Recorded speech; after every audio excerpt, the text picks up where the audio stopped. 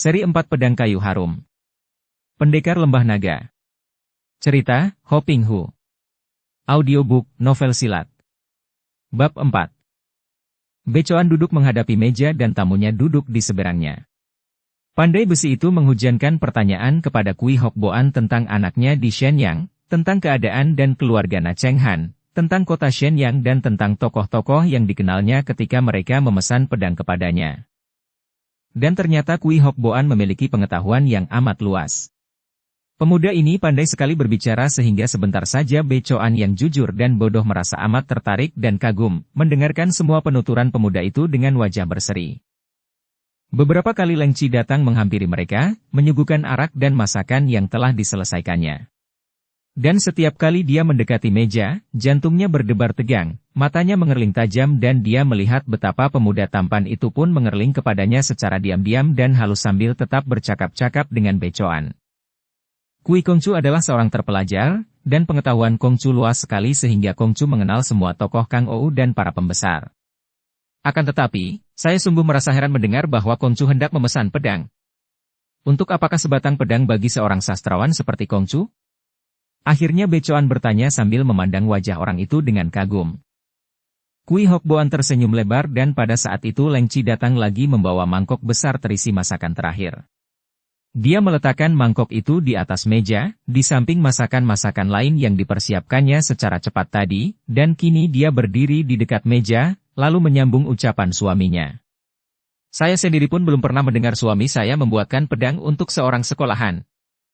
Becoan tertawa. Nah, Kui Kongcu. Istri saya berkata benar. Dia pun tentu heran mendengar bahwa Kongcu memesan pedang. Kongcu datang berkuda, kalau Kongcu memesan tapal kaki kuda, hal itu tentu saja tidak mengherankan. Akan tetapi, pedang. Benar, untuk apakah sebatang pedang bagi Kongcu? Leng Chi bertanya juga, pertanyaan yang diajukan seolah-olah dia juga terheran dan ingin sekali mendengar alasan pemuda itu. Kui Hok Boan menarik napas panjang. Dia mengerutkan alisnya lalu menjawab. Sesungguhnya, pedang yang saya pesan bukanlah untuk saya sendiri. Hendaknya Betuako dan Toaso mengetahui bahwa tahun ini saya akan mengikuti ujian di kota raja. Saya mengenal pengujinya sebagai seorang pembesar yang suka sekali pedang yang bagus, maka saya hendak membawa oleh-oleh sebatang pedang yang baik sekali untuk hadiah kepadanya. Dan saya mendengar bahwa Betuako di sini adalah seorang ahli pedang yang hebat, maka jauh-jauh saya datang untuk memesan sebatang pedang yang baik dan indah yang akan saya hadiahkan kepada pembesar itu. Saya bersedia untuk membayar berapa saja harga pedang itu. Ah, begitukah? Hahaha, Kui Kongcu tidak keliru kalau datang kepada saya. Tentang harga pedang, mari kita makan dulu. Urusan itu dapat kita bicarakan nanti. Benar, Kongcu. Silakan makan seadanya, dan maklumlah, karena di dusun maka kami tidak berkesempatan untuk menyajikan masakan yang baik. Kui Hok Boan bangkit berdiri dan menjura kepada Becoan, lalu kepada Leng Chi. Tuako dan Toaso sungguh budiman dan ramah sekali terhadap saya, menerima kedatangan saya sebagai seorang anggota keluarga saja. Oleh karena itu, tidak enak rasanya kalau saya makan sendiri masakan Toaso yang sudah berjerih telah membuatkan masakan-masakan ini. Kalau boleh, saya persilakan Toaso ikut pula makan bersama kami, karena bukankah kalian berdua memperlakukan saya sebagai anggota keluarga sendiri? Becoan adalah seorang dusun yang jujur dan penuh kepercayaan kepada orang lain. Apalagi dia adalah keturunan pandai besi dan sudah menjadi kenyataan bahwa orang-orang yang bekerja sebagai pandai besi sejak kecil biasanya berwatak polos, jujur dan mudah percaya, juga dapat dipercaya. Mendengar ucapan ini dan melihat sikap sastrawan muda yang begitu halus dan ramah, dia tertawa girang dan menarik tangan istrinya yang berdiri menunduk dengan muka merah. Hahaha, Leng Chip isteriku. Kenapa mesti malu-malu? Kui Kongcu berkata benar. Dia adalah seorang tamu agung, seorang sahabat, dan memang seperti anggota keluarga sendiri. Maka tidak ada salahnya kalau kau menemani kami makan. Duduklah. Leng Chi tersenyum malu-malu dan duduk di samping kiri suaminya, berhadapan dengan tamunya yang agak di sebelah kirinya karena Hok Boan duduk tepat berhadapan dengan Becoan. Dengan cekatan nyonya rumah ini lalu menuangkan arak ke dalam cawan tamunya dan suaminya, lalu berkata, Silakan minum, Kongcu. Becoan mengangkat cawannya dan berkata, Kui Kongcu, mari kita minum untuk menyatakan selamat datang kepada Kongcu. Hok Boan melirik ke arah Leng Chi dan melihat wanita ini agaknya tidak turut minum, dia lalu tertawa dan berkata, Toaso, mana arakmu? Hahaha, benar istriku, hayo kau ikut minum untuk menghormati Kui Kongcu. Leng Chi hanya tersenyum ketika dengan cekatan Hok Boan menuangkan arak dari guci ke dalam cawan di depan nyonya itu. Mereka bertiga lalu minum arak mereka. Dan kini saya ingin mengajak Tuako dan Toaso minum untuk mengaturkan terima kasih saya. Hok Boan berkata, lalu sambil menuangkan arak lagi ke dalam cawan mereka. Kembali mereka minum secawan arak. Mereka silih berganti mengaturkan selamat sambil makan minum dan setelah menghabiskan 5 cawan arak, wajah yang manis dari nyonya rumah itu menjadi makin merah, senyumnya makin genit dan matanya yang tajam lebih sering menyambar dengan kerlingan dari sudut matanya ke arah tamunya. Becoan yang juga sudah mulai dipengaruhi arak, tidak melihat perubahan sikap istrinya ini dan kegembiraan istrinya dianggap wajar saja karena tamu mereka itu amat menyenangkan. Kui Hok Boan tentu saja melihat perubahan sikap wanita di depannya, agak di sebelah kanannya itu. Dia telah banyak berpengalaman dengan wanita, maka bukanlah hal yang lancang atau tidak diperhitungkan ketika tiba-tiba kakinya menyentuh betis kaki nyonya muda itu di bawah meja. Leng Chi sedang membawa sepotong daging ke mulutnya. Ih, serunya dengan kaget sekali ketika merasa betapa betis kakinya diusap oleh sebuah kaki, matanya terbelalak saking kagetnya melihat keberanian tamu itu. Kenapa kau? Suaminya bertanya heran. Wajah itu menjadi merah sekali dan tak dapat menjawab. Apakah Toaso tersedak? Baiknya diberi minum teh, Toaso, kata Hok Boan dengan kaki masih mengusap betis itu. Wanita itu menarik kakinya menjauh dan cepat menyambar cangkir teh dan diminumnya teh itu untuk menutup mukanya yang menjadi merah. Jantungnya berdebar keras sekali, akan tetapi kini dia menjadi tenang. Setelah minum dia memandang suaminya dan tersenyum. Aku tersedak memang, agaknya terlalu banyak minum membikin orang mabok dan tidak menyadari apa yang dilakukannya. Sambil berkata demikian, dia mengangkat muka memandang wajah pemuda itu dengan sinar mata penuh teguran. Kui Hok Boan tertawa. Hahaha, memang bagi yang tidak biasa minum, arak dapat memabukkan. Akan tetapi bagi yang biasa seperti saya, sukar untuk mabok oleh arak, biarpun tentu saja saya bisa mabok oleh yang lain. Ucapan ini mengandung arti mendalam dan kembali kedua pipi wanita itu menjadi merah. Becoan yang polos itu memandang kepada tamunya. Kongcu, kalau bukan arak yang dapat membikin engkau mabok, habis apa? Sastrawan muda itu tersenyum. Hahaha Tuako. Banyak yang dapat membikin mabok orang, yang lebih hebat dari pengaruh arak.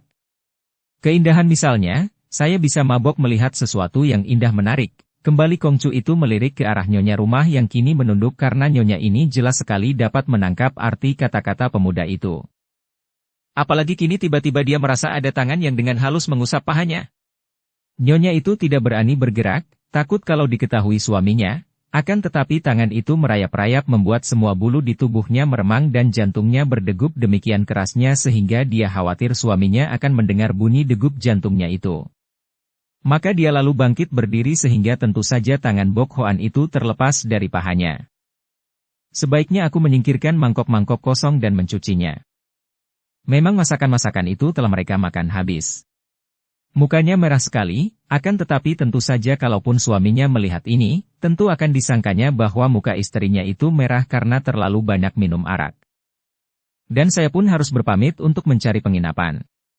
Tuako, berapa lamakah engkau dapat menyelesaikan sebatang pedang yang baik dan indah untukku? Kurang lebih 7 hari. Sepekan. Kalau begitu aku harus mencari kamar penginapan yang baik untuk tinggal selama sepekan di dusun ini. Kongcu itu bangkit pula dan mendengar ini, Leng Chi tidak jadi meninggalkan meja dan hanya berdiri memandang wajah tampan yang kini agak kemerahan itu. Wajah suaminya juga merah dan kalau kemerahan wajah sastrawan muda itu menambah ketampanannya, adalah kemerahan wajah suaminya baginya menambah keburukan dan kebodohan wajah suaminya itu.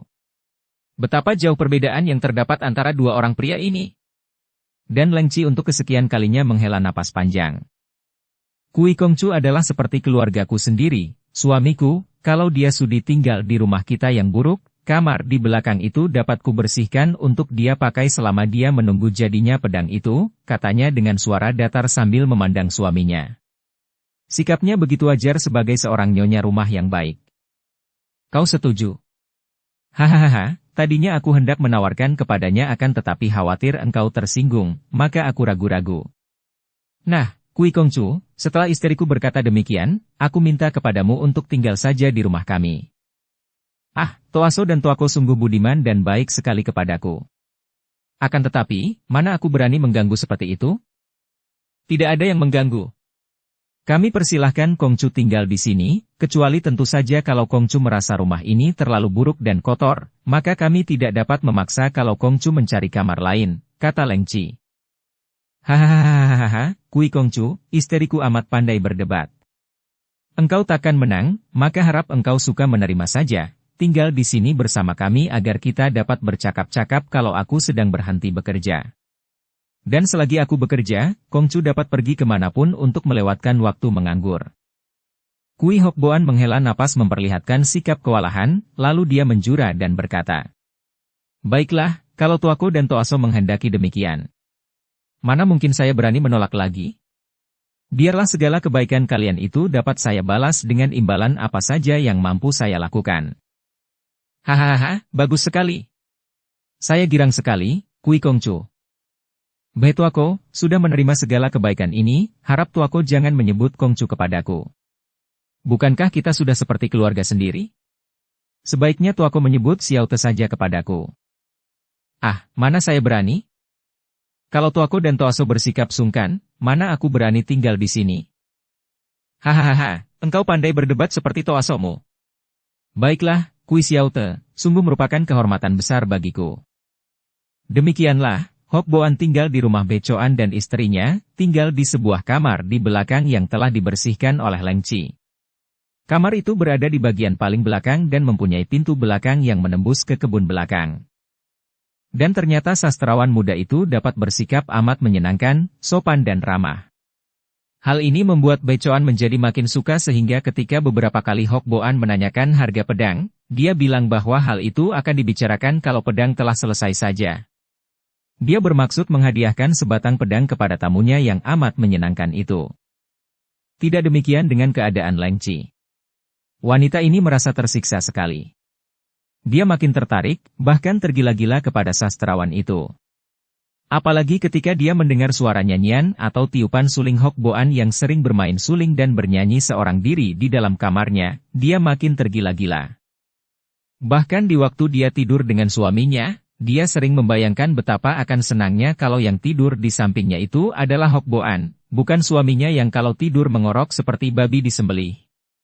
Akan tetapi, dia adalah istri Becoan, dan tinggal serumah, tentu saja dia takut untuk mendekati Hokboan dan dia selalu menghindar. Sungguh pun hatinya amat ingin, namun dia tidak berani melayani bujuk rayu yang terpancar dari sepasang mata sastrawan itu apabila bertemu dengan dia. Kui Hokboan sendiri merasa penasaran. Dia merasa yakin bahwa nyonya rumah yang manis itu sudah pasti terpikat olehnya dan seperti biasa, dia merasa yakin bahwa dia tidak akan gagal mendekati Leng Chi. Kalau nyonya rumah itu tidak muda dan manis seperti Leng Chi, sudah tentu dia tidak suka tinggal di rumah pandai besi itu, lebih senang tinggal di penginapan di mana dia dapat bersenang-senang dengan bebas. Kini, melihat betapa nyonya muda yang sudah jelas terpikat olehnya itu seolah-olah takut dan tidak pernah mau mendekatinya, dia merasa penasaran dan nafsunya makin memuncak. Gemasah rasa hatinya dan dia bertekad untuk mendapatkan wanita itu dengan akal apapun juga. Demikianlah memang sifat nafsu apapun kalau sudah mencengkeram batin seseorang. Nafsu terdorong oleh pikiran yang membayangkan kesenangan yang akan dinikmatinya. Nafsu adalah keinginan memperoleh sesuatu yang dianggap amat menyenangkan, bayangan dari pengalaman-pengalaman lalu yang dinikmati, dikunyah kembali seperti seekor kerbau mengunyah daun-daun muda yang tadi telah dimakannya. Kenangan akan kesenangan ini, bayangan akan kesenangan yang diharapkan akan dinikmati nanti, menimbulkan nafsu atau keinginan. Dan makin sukar sesuatu yang diinginkan itu diperoleh, makin berkobarlah nafsu keinginan itu. Nafsu berahi, seperti juga nafsu keinginan lain, akan makin mendorong kita sehingga membuat kita mata gelap, tidak lagi peduli akan cara-cara yang bagaimanapun untuk memperoleh apa yang kita inginkan itu, baik dengan cara yang benar maupun cara yang kotor. Setelah tinggal di situ selama 2 malam dan belum nampak tanda-tanda bahwa dia berkesempatan mendekati nyonya rumah karena di waktu siang nyonya rumah sibuk di dapur kemudian setelah selesai lalu menyembunyikan diri dalam kamar sambil menyulam sedangkan di waktu malam tentu saja Leng Chi tak pernah dapat meninggalkan suaminya. Hok Boan tidak sabar lagi. Sejak pagi itu, telah terdengar suara berdencing di dapur atau bengkel kerja di mana Be Choan bekerja dengan giat menyelesaikan pembuatan pedang untuk tamunya. Hok Boan maklum bahwa setiap pagi Leng Chi mengantarkan secangkir teh kental untuk suaminya di bengkel itu. Dia menanti dan mengintai dari belakang. Ketika dia melihat wanita itu keluar dari kamarnya menuju ke bengkel suaminya, dia cepat berjalan membayanginya dan begitu melihat nyonya itu memasuki pintu bengkel, dia lalu masuk pula dan berkata, "Tuako. Ah, maaf aku kesiangan, agaknya terserang penyakit demam panas." Dia berhenti lalu menoleh kepada istri tuan rumah yang memegang cangkir lalu berkata, "Ah, maafkan, Toaso, aku tidak bermaksud mengganggu." Be Choan terkejut dan cepat bangkit, membersihkan tangannya kepada kain yang tersedia di situ dan memandang pemuda itu. Memang wajah Hok Boan pucat sekali dan kelihatan seperti orang sakit, bahkan berdirinya juga bergoyang-goyang seperti akan jatuh. Be Choan cepat menghampiri dan memegangnya agar tidak sampai jatuh, dan ketika dia memegang tangan sastrawan itu, dia terkejut. "Ah, badanmu panas sekali. Kui Xiaote, kau tidak perlu datang ke sini, jangan-jangan kau terkena penyakit yang berbahaya. Sebaiknya kau pergi saja tidur dan mengasuh di kamarmu, Xiaote." Agaknya, begitulah. Hok Boan melepaskan tangan tuan rumah dan hendak melangkah ke pintu, akan tetapi dia terhuyung dan tentu jatuh kalau tidak berpegang kepada pintu. "Ai!" Leng Chi berteriak kaget dan khawatir sekali. "Kau benar-benar sakit, Kongcu?" Dia masih belum dapat menyebut sastrawan itu, adik, seperti yang dilakukan suaminya. "Sebaiknya kita panggilkan tabib." "Benar, kau kembalilah ke kamarmu, mari kubantu, Xiaote. Nanti kupanggilkan tabib untukmu." Shi Choan lalu memapah pemuda itu keluar dari bengkelnya, diikuti oleh Leng Chi yang memandang dengan hati kasihan sekali terhadap sastrawan itu.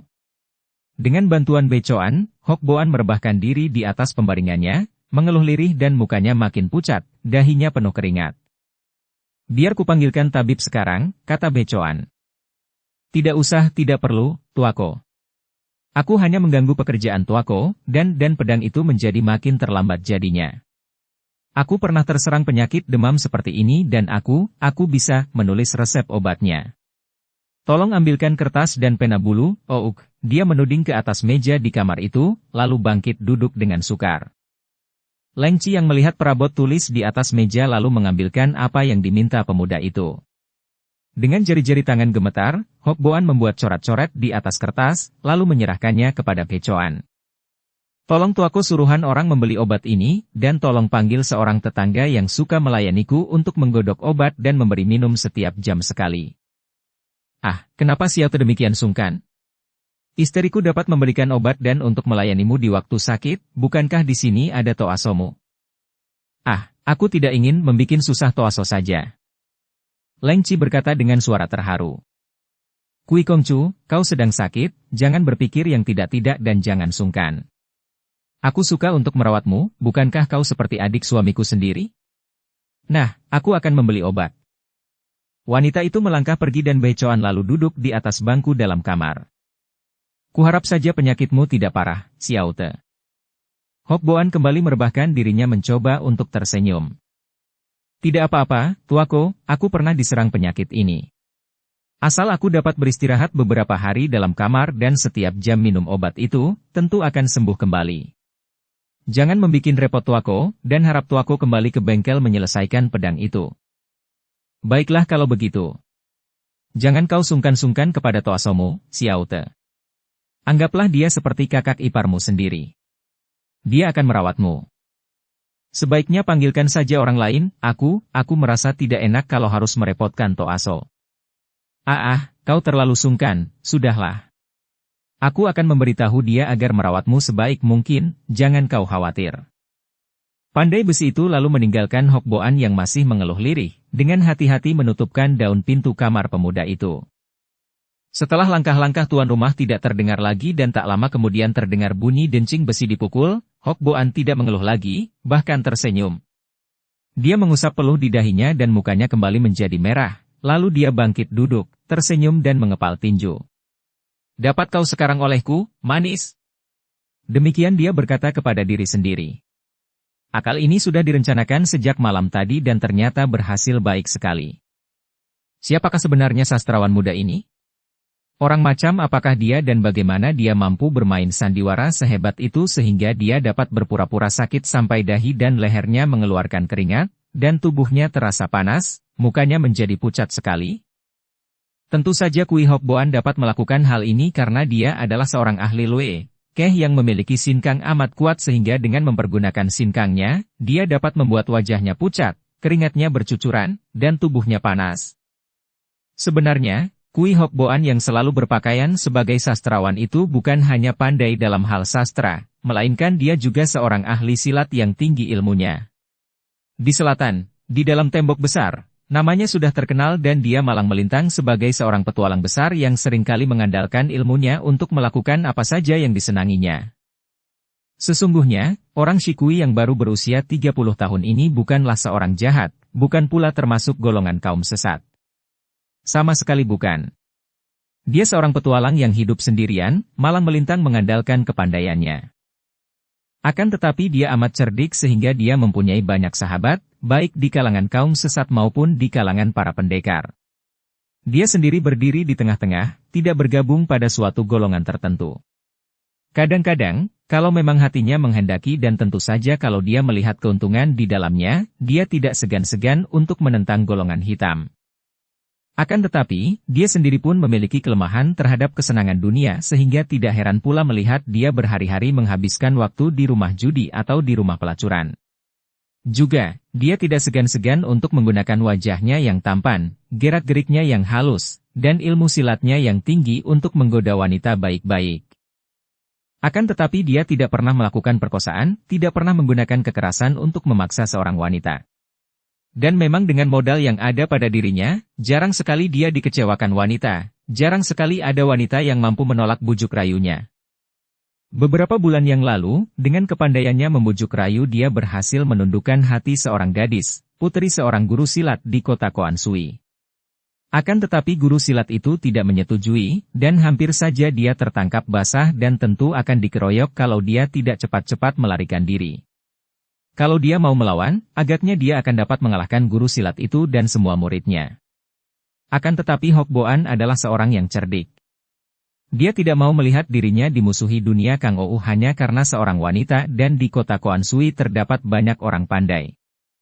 Maka dia terus melarikan diri, dan karena mendengar akan kepandaian Be Choan membuat pedang, maka dia sampai tiba di Pek Huachung, yaitu pertama untuk menjauhkan diri dari Koansui sementara waktu ini, kedua kalinya karena dia ingin memiliki sebatang pedang yang baik.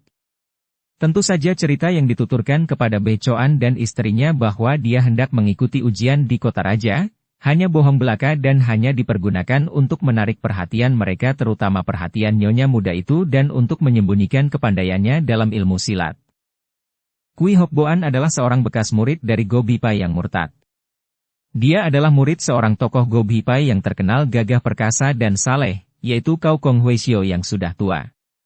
Sebenarnya, Cao Kong Huaishio amat sayang kepada pemuda yang cerdas ini, akan tetapi ketika pada suatu hari dia mendapatkan muridnya yang tersayang itu melakukan hubungan gelap dengan istri seorang petani di kaki gunung, dan pendeta itu menerima pelaporan dari si suami yang tidak berani menegur atau melawan Kui Hok Boan, pendeta ini menjadi marah dan mengusir Kui Hok Boan, tidak mengakuinya lagi sebagai murid dan dia melarang pemuda itu menggunakan nama Go Bi Pai sebagai golongannya. Masih untung bagi Hok Boan bahwa dia tidak sampai dipukul mati oleh gurunya. Cao Kong Huaishio sudah tua sekali, sudah 80 tahun lebih usianya ketika hal itu terjadi, dan dia sudah lebih condong kepada keagamaan daripada kepada urusan dunia. Maka dia dapat memaafkan muridnya dan tidak membunuhnya, apalagi kalau diingat bahwa hubungan gelap itu dilakukan atas dasar sama-sama suka, jadi muridnya tidak melakukan kekerasan, tidak menggunakan ilmu silat untuk menaklukkan atau merampas istri orang. Tentu saja perbuatan itu tidak dibenarkan oleh Wei Xiao tua ini, maka dia pun dengan hati berat mengusir dan tidak mengakui lagi murid berbakat yang sebenarnya disayangnya itu. Setelah terlepas dari pengawasan gurunya, Hok Boan yang memang hidup sebatang kara tanpa keluarga ini mulai dengan petualangannya. Dia seperti seekor burung liar yang terbebas dari kurungan. Semenjak kecil dia telah belajar sastra karena sebelum keluarga ayahnya terbasmi dalam perang pemberontakan yang lalu, ayahnya adalah seorang kaya dan dia diberi kesempatan mempelajari sastra sampai mendalam. Setelah keluarganya tewas dalam kerusuhan perang, dia seorang yang selamat dan akhirnya dia diambil murid oleh Go Bipai itu, dan di samping giat mempelajari ilmu silat tinggi, dia juga masih tekun memperdalam ilmunya tentang sastra. Setelah dia diusir oleh gurunya, Hok Boan mencoba untuk mengikuti ujian di kota raja dengan pengharapan akan lulus dan memperoleh pangkat. Akan tetapi harapannya membuyar karena gagal dalam ujian. Dia merasa bosan untuk mengulang lagi dan mulailah dia merantau dan bertualang. Dengan kepandaiannya yang tinggi, tidak sukarlah baginya untuk memperoleh uang karena dia tidak pantang memasuki gedung seorang hartawan dan mengambil beberapa kati uang emas atau perak untuk keperluannya bertualang. Selama beberapa tahun, dia berpindah-pindah, sampai akhirnya dia hampir dikeroyok oleh guru silat dan anak muridnya di Koan Sui itu.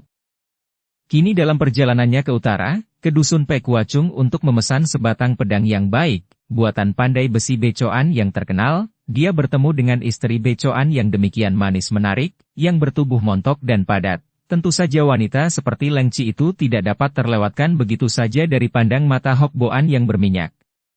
Dan ketika mereka makan bersama dan dia mengujinya dengan rabaan di bawah meja, mendorong Hok Boan untuk melanjutkan petualangannya sampai berhasil. Tak lama kemudian, suara dencing di bengkel itu berhenti dan terdengarlah langkah kaki Becoan dan istrinya menuju ke kamar. Hok Boan cepat merebahkan dirinya lagi dan dengan pengerahan sinkangnya, dia kini berkeringat dan mukanya pucat lagi. Terengah-engah dia rebah terlentang seperti orang kepanasan. Becoan dan istrinya masuk ke kamar itu. "Xiao Te, ini obatnya. Akan tetapi tidak kelirukah?" Menurut istriku, Becoan memandang istrinya. "Kui Kongcu, tukang obat yang menjual obat-obat menurut catatanmu tadi mengatakan bahwa ini bukanlah obat untuk penyakit demam panas."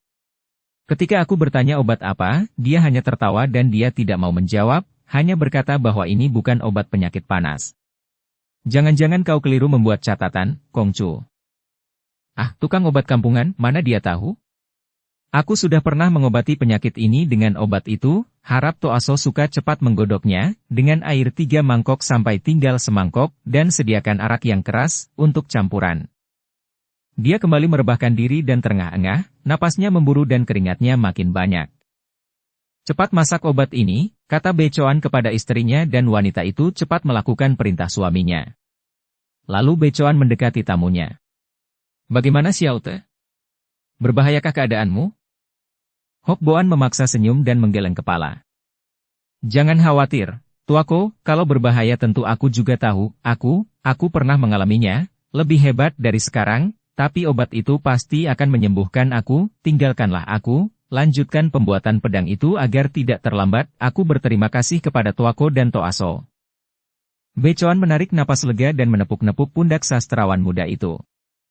"Jangan berkata demikian, jangan sungkan-sungkan, kami hanya mengharapkan kesembuhanmu." Dia lalu pergi dan tak lama kemudian terdengar lagi bunyi dencing palunya yang memukul-mukul. Leng Chi melangkah memasuki kamar itu membawa semangkok obat yang berwarna hitam dan seguci arak. Diletakkannya obat dan arak di atas meja, kemudian dia mendekati pembaringan di mana Hok Boan masih rebah terlentang dengan muka pucat. "Kui Kongcu, obatnya sudah selesai kumasak, dan sudah kudinginkan. Mau diminum sekarang?" "Baik, baik." Dia mencoba untuk bangkit, akan tetapi mengeluh. Dan dia hampir terguling. Leng Chi cepat merangkul pundaknya dan membantunya bangkit duduk. Hampir tidak kuat rasa hati Hok Boan ketika merasakan kehangatan tubuh itu dan mencium bau minyak harum bercampur bau khas wanita. Akan tetapi dia memejamkan matanya dan duduk. "Pusingkah, Kongcu?" Dia mengangguk dan membuka matanya. "Ya, agak pusing, Toaso. Mau minum obat sekarang? Sudah kusediakan bersama araknya." "Nanti dulu, Toaso. Ketahuilah, penjual obat itu benar, obat ini sama sekali bukan obat untuk demam panas. Akan tetapi penyakitku ini aneh, Toaso. Dan kalau sampai obat yang kau beli itu tidak cocok dan mendatangkan hawa dingin, bisa merupakan racun bagiku dan dapat membunuhku seketika. Ih! Wanita itu mundur selangkah dan mukanya berubah pucat, matanya terbelalak memandang kepada obat di atas meja itu. Kalau begitu, jangan diminum, Kongcu. Kui Hokboan tersenyum. Akan tetapi obat itu tidak berbahaya sama sekali bagi orang yang sehat, bahkan kalau ada yang mau, dapat menolongku untuk mengujinya, apakah cocok atau tidak untukku. Bagi yang sehat seperti Toaso umpamanya, obat itu sama sekali tidak berbahaya, bahkan menyehatkan. Akan tetapi, aku hanya akan merepotkan Toaso saja. Tidak, Kongcu. Sama sekali tidak. Bagaimana cara mengujinya? Campurannya adalah, setengah mangkok obat itu dicampur setengah mangkok arak, lalu diminum. Kalau orang sehat yang meminumnya lalu terasa hangat, berarti obat itu cocok untukku dan pasti akan menyembuhkan aku. Akan tetapi kalau orang sehat meminumnya lalu terasa agak dingin, berarti aku tidak boleh minum obat itu. Harap Toaso suka mencari seorang tetangga yang suka menguji obat itu dan menolongku. Kalau cuma begitu saja, aku dapat menolongmu, Kongcu. Akan tetapi benarkah tidak berbahaya obat itu? Aku tanggung dengan nyawaku, Toaso. Apakah Toaso tidak percaya kepadaku? Lengci menahan senyum lalu melangkah mendekati meja, memberi kesempatan kepada Hokboan untuk melihat gerak pinggulnya. Dia menuangkan obat yang semangkok itu ke dalam mangkok lain, setengah mangkok banyaknya, lalu dicampurinya dengan setengah mangkok arak. Baunya sedap sekali. Aku akan mencobanya, Kongcu. Minumlah, Toaso, dan kalau terasa hangat, berarti aku akan sembuh dengan cepat. Nyonya muda itu tanpa curiga lalu minum obat semangkok itu, rasanya agak manis dan memang bukan tidak enak, apalagi karena dicampur arak yang keras. Hanya arak itu terlalu keras baginya namun ditahannya dan habislah obat semangkok itu. Kalau arak itu terlalu keras, duduklah, Toaso. Lengci tidak menjawab melainkan duduk dan memang kepalanya agak pening, maka dia duduk di atas bangku dan memejamkan mata. Sunyi di kamar itu. Bunyi dencing besi dipukul dari bengkel terdengar satu-satu dengan jelas sekali. Bagaimana, Toaso? Hokboan bertanya lagi ketika melihat wanita ini membuka matanya. Wajah wanita itu menjadi kemerahan dan napasnya agak memburu, matanya bersinar aneh. Panas, rasanya panas dan hangat di seluruh tubuh. Kalau begitu cocok untukku. Hokboan bangkit duduk. Tolong campurkan obat itu dengan arak seperti tadi. Lengci bangkit berdiri dan menuangkan arak ke dalam mangkok, obat yang tinggal separuh itu, lalu mendekati pembaringan. Hokboan menerimanya dan meminumnya sampai habis, kemudian dia merebahkan diri. Seketika dahinya penuh dengan keringat, juga lehernya. Dia bergerak gelisah sedangkan Lengci duduk kembali dan memandangnya. Panas sekali, panas. Hokboan merintih dan berguling ke kanan-kiri. Bagaimana Kongcu? Lengci bangkit dan menghampiri pembaringan, lalu duduk di tepi pembaringan dengan khawatir. Dia tidak sadar bahwa dia sendiri mulai berkeringat halus membasahi dahi dan lehernya. Panas, tolong bukakan kancing bajuku. Hokboan merintih. Jari-jari tangan yang kecil itu agak gemetar ketika membukakan kancing-kancing baju Hokboan, apalagi karena pemuda itu menggerakkan tubuhnya, maka jari-jari tangannya kadang-kadang mengusap kulit dada yang putih halus itu. Panas sekali, kembali Hokboan merintih. Aku pun merasa panas dan gerah, Kongcu. Mungkin obat itu. Kalau begitu, kenapa tidak dibuka saja bajumu? Kongcu. Sakitku adalah sakit rindu kepadamu, Lengci, dan hanya engkau seorang yang dapat menyembuhkan aku. Menjelang tengah hari, barulah dia mendorong tubuh Lengci yang kelelahan itu dan menyuruhnya cepat membereskan pakaiannya. Suamimu sudah berhenti bekerja, bisiknya dan dia sendiri cepat membereskan pakaian dan sudah rebah terlentang lagi ketika terdengar langkah kaki becoan menuju ke kamar itu. Dengan tergesa-gesa Lengci membereskan pakaiannya dan rambutnya, dan ketika suaminya muncul di pintu, dia sedang membawa mangkok-mangkok kosong itu keluar dari kamar. Becoan tidak memperhatikan istrinya, kalau dia memperhatikan tentu dia akan melihat wajah yang kemerahan, napas yang masih memburu dan rambut yang agak awut-awutan itu. Akan tetapi pandai besi ini segera menghampiri Hok Boan dan sejak memasuki kamar dia sudah memandang ke arah pemuda itu karena memang sama sekali dia tidak pernah menaruh kecurigaan apapun terhadap istrinya. "Bagaimana, Kui Xiaote?" tanyanya. "Wajahmu tidak sepucat tadi, agak merah, akan tetapi engkau kelihatan basah semua penuh keringat." Dan Leng Qi duduk kembali dan memandangnya. "Ah, terima kasih, tuaku. Keadaanku sudah banyak baik. Obat yang dimasak Toaso itu sungguh hebat dan menyembuhkan. Aku hanya perlu beristirahat dan terus minum obat itu. Nyawaku tertolong berkat kebaikanmu dan terutama sekali berkat rawatan Toaso, tuaku." Becoan tersenyum.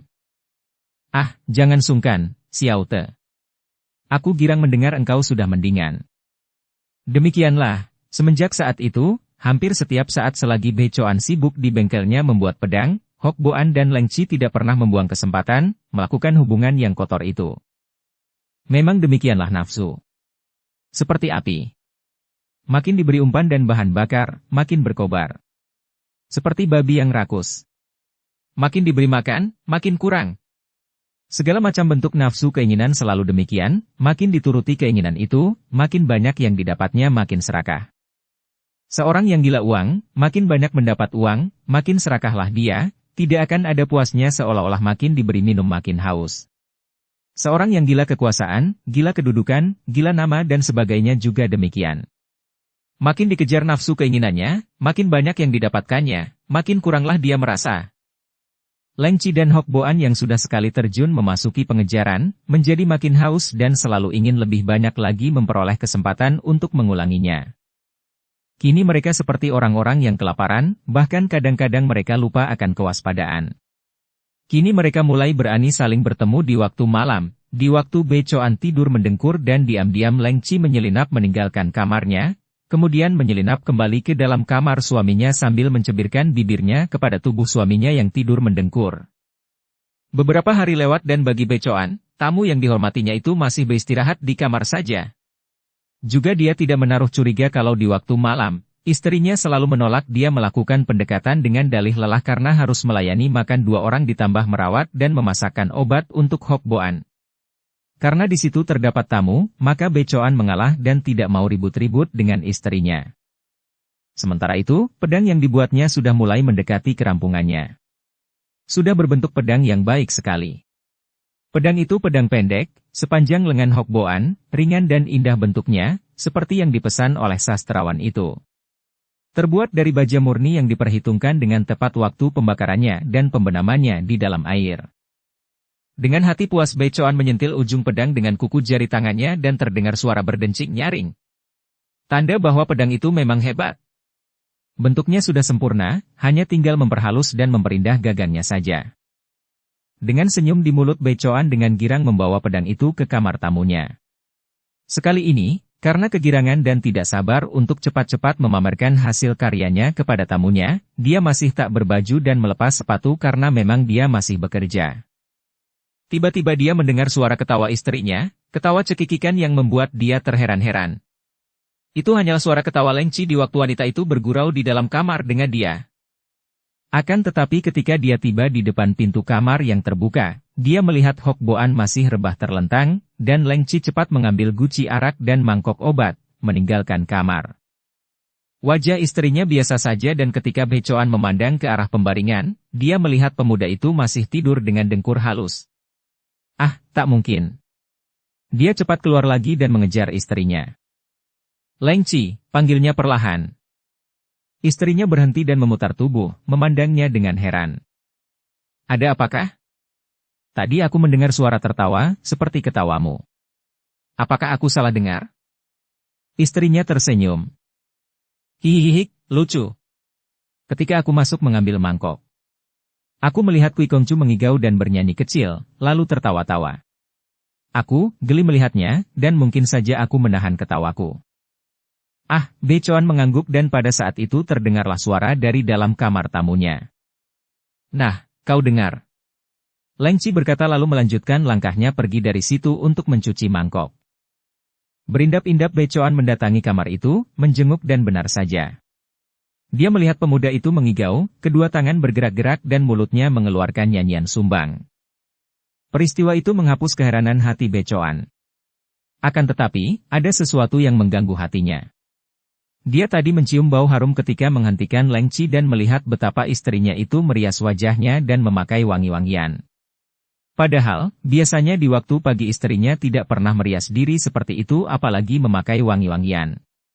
Dan anehnya pula, biarpun muka istrinya memakai bedak dan gincu, akan tetapi gincu di bibirnya agak rusak terhapus dan rambutnya yang disisir rapi itu agak aut-autan di bagian dahinya. Dia belum menduga yang bukan-bukan, hanya merasa aneh dan heran saja. Sore hari itu Becoan berpamit dari istrinya dan juga Hokboan untuk pergi ke kota yang berdekatan untuk membeli sarung pedang. Sarung pedang terbuat dari kayu dan di kota itu terdapat tukang kayu yang pandai dan yang biasa membuat sarung pedang atau senjata lain. Bersambung ke bab 5. Dukung kami dengan subscribe, follow, like, komen dan share. Terima kasih.